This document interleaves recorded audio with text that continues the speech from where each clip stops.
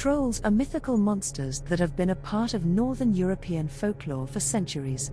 They're typically depicted as large, often ugly or grotesque beings that dwell in wild places like forests and caves. Depending on the specific legend or story, trolls can range from easily outwitted brutes to cunning and powerful beings with magical abilities.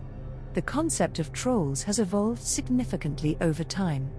In ancient Norse mythology, they were portrayed as dangerous giants or nature spirits that posed a significant threat to humans.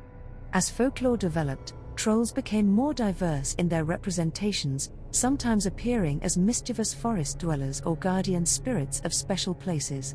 In the present era, our perception of trolls has been heavily influenced by literature, art, and popular media. From the fearsome servants of dark powers in J.R.R. Tolkien's Middle-earth, to the cute and colorful little monsters of children's toys and animated films, these creatures have undergone quite the transformation. To truly understand trolls, we must journey back to their origins in Nordic folklore. The concept of trolls has deep roots in the mythology and legends of Scandinavia, particularly in Norway, Sweden, and Denmark. In Old Norse mythology, the term troll was often used interchangeably with Jotun, referring to a race of giants who were often in conflict with the gods. These beings were associated with rocks, frost, mountains, and wild, untamed nature. They were perhaps embodiments of the harsh and unforgiving Nordic landscape, representing the challenges and dangers faced by early Scandinavian peoples. As Christianity began to influence the region, the concept of trolls became more distinct from that of giants. In Norwegian folklore, trolls are frequently portrayed as large lumbering creatures that live in the mountains and forests. They're sometimes described as being as old as the land itself, with an innate connection to the natural world. Swedish and Danish folklore tend to depict trolls as smaller, more human-like creatures, though still with a strong association with nature and magic. One of the earliest aspects of troll folklore is their aversion to sunlight.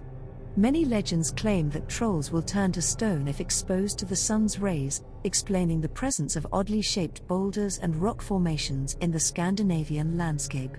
This belief binds trolls closely to the long dark winters of the Nordic region and the profound impact of seasonal changes on daily life.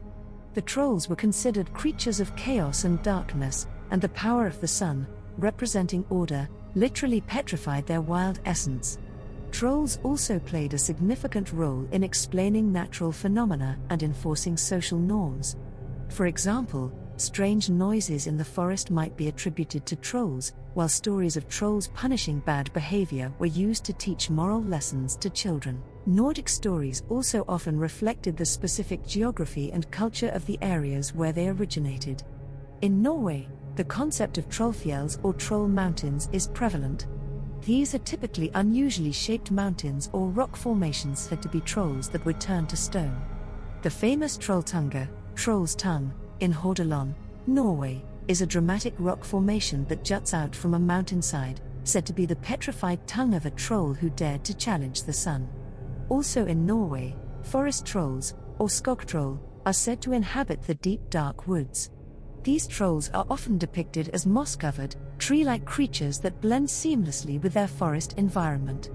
They're said to be guardians of the wilderness, sometimes helpful to lost travelers but fiercely protective of their domain. In Sweden, stories of trolls often intersect with tales of other mythical beings like tomters, which are household spirits, and nocken, which are water spirits. Swedish trolls are frequently portrayed as more human-like, sometimes even forming communities that mirror human societies. The area of Småland in southern Sweden is particularly rich in troll folklore, with many local landmarks associated with troll legends. Danish troll lore often features trolls living underground or in burial mounds. The island of Bornholm in Denmark is said to be particularly rich in troll activity, with many local stories of encounters between humans and trolls. Iceland, while not strictly part of Scandinavia, has its own rich tradition of troll lore. Icelandic trolls are often associated with the country's dramatic volcanic landscape. Many lava formations are said to be trolls caught by the sun, and the numerous caves in Iceland are often attributed to troll habitation. Beyond Scandinavia, troll-like creatures appear in the folklore of other cultures. The Scottish Orkney and Shetland Islands, which were under Norse rule for centuries, have their own troll traditions, often referring to these creatures as trolls. In modern times, these local legends have become an important part of cultural identity and tourism in many Nordic regions. Troll statues, troll-themed attractions, and guided troll hunts can be found throughout Scandinavia, keeping these ancient legends alive in the public imagination. The physical appearance of trolls varies widely across different legends and cultural depictions, but there are some common themes that emerge. In traditional Norse folklore, trolls are often described as large, lumbering creatures, sometimes reaching gigantic proportions. They're frequently portrayed with exaggerated features such as large noses, bushy eyebrows, and wild, unkempt hair. Their skin is often described as rough and grayish, resembling stone or bark, reflecting their association with the natural world. Some legends describe trolls with multiple heads or the ability to grow extra limbs, emphasizing their otherworldly and chaotic nature. In other tales, trolls are said to have tails, further distinguishing them from humans. Swedish and Danish folklore tends to depict trolls as smaller and more human-like, sometimes even capable of passing for human with the right disguise.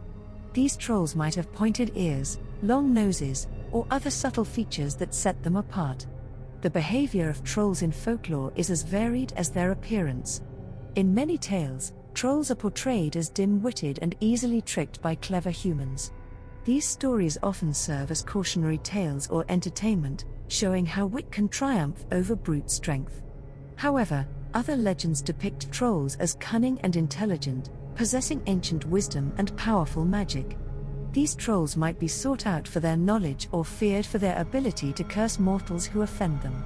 The dietary habits of trolls in folklore are generally portrayed as carnivorous and often horrifying to humans. Many tales speak of trolls eating livestock or even people who wander into their territory. In some stories, trolls have a particular taste for human flesh but can be tricked into eating other foods. One consistent trait across later troll legends is their aversion to Christianity. Many folk tales describe trolls fleeing from the sound of church bells or being repelled by Christian symbols. This aspect of troll lore likely reflects the tension between ancient pagan beliefs and the spread of Christianity in Scandinavia. Despite their often fearsome reputation, trolls are portrayed in some tales as lonely creatures, sometimes even seeking companionship with humans. These more sympathetic depictions emphasize the troll's connection to nature and their role as guardians of the wilderness. As we move from folklore into the realm of literature, we see how the concept of trolls has been adapted and reimagined by various authors over the centuries. One of the earliest and most influential literary appearances of trolls comes from the Norwegian fairy tales collected by Peter Christen Asbjørnsen and Jørgen Moe in the 19th century. Their collection, Norwegian Folktales, includes several stories featuring trolls, such as The Three Billy Goats Gruff, and East of the Sun and West of the Moon, in which the troll appears as a white bear. These tales helped to codify many aspects of troll lore and introduced these creatures to a wider audience beyond Scandinavia.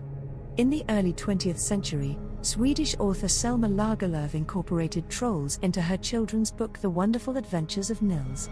In this story, trolls are portrayed as part of Swedish folklore, alongside other mythical creatures. J.R.R. Tolkien's works have had a profound impact on the modern conception of trolls. In The Hobbit and The Lord of the Rings, Tolkien depicts trolls as large, brutish creatures created by the Dark Lord Morgoth as a mockery of the sentient tree beings known as Ents. In The Hobbit, Tolkien's trolls turn to stone in sunlight, a feature drawn directly from Norse folklore. Tove Jansson, a Finnish-Swedish author, created a very different kind of troll in her Moomin series. The Moomins are friendly, hippopotamus-like trolls who have adventures with various other creatures. This depiction of trolls as cute and benign beings has been highly influential in children's literature. In more recent years, authors have continued to explore and reimagine the concept of trolls. Terry Pratchett's Discworld novels featured trolls as a species made of living stone, playing with the folklore idea of trolls turning to stone in sunlight. Meanwhile, In the Harry Potter series by J.K. Rowling, trolls appear as brutish, giant-like creatures, more in line with their traditional fearsome depiction. Nordic authors continue to draw inspiration from troll folklore. Norwegian writer Jo Nesbø's children's book series Dr. Proctor's Fart Powder includes trolls as part of its whimsical world, blending traditional lore with modern, humorous storytelling. As we turn our attention to popular culture, we see how the concept of trolls has been further transformed and reimagined. In cinema, trolls have been depicted in various ways. The 2010 Norwegian film, Trollhunter, presents a mock documentary-style narrative, where trolls are real creatures kept secret by the government. This film draws heavily on traditional Norwegian folklore while placing trolls in a modern context. Hollywood has also embraced trolls, often with significant departures from their folkloric roots. In films like Trolls from 2016 and its sequel, they are portrayed as colorful tiny creatures, known for their perpetually happy nature and magical singing, a far cry from their fearsome Norse origins. Television has also featured trolls in various forms. The animated series Hilda, based on the graphic novels by Luke Pearson, incorporates trolls as part of its whimsical world inspired by Scandinavian folklore. In contrast, the TV adaptation of Neil Gaiman's American Gods features a more traditional, fearsome troll in one episode. In games, trolls have become a staple of fantasy settings.